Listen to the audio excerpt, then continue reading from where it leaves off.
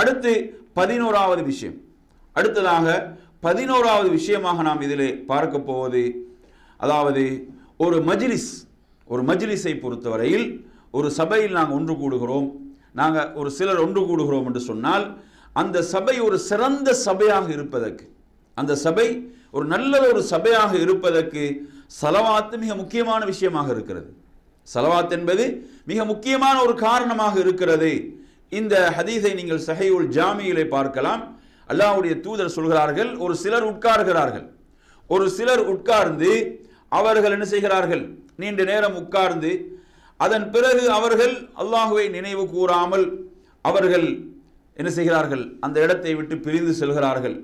அடுத்து சொல்லலாம், அவ் யுஸல்லு அலா நபிஹி, நபி மீது ஸலவாத்து சொல்லாமல் அந்த இடத்தை விட்டு அவர்கள் பிரிந்து செல்வார்கள் என்று சொன்னால் அது ஒரு நஷ்டமான ஒரு சபை என்று சொல்கிறார்கள்.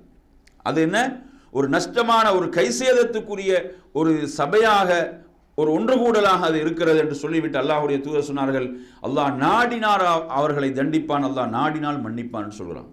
அந்த அளவு என்ன ஒரு கடுமையான வார்த்தைகள் அல்லாஹ்வுடைய தூதர் இங்கு பயன்படுத்துகிறார்கள்.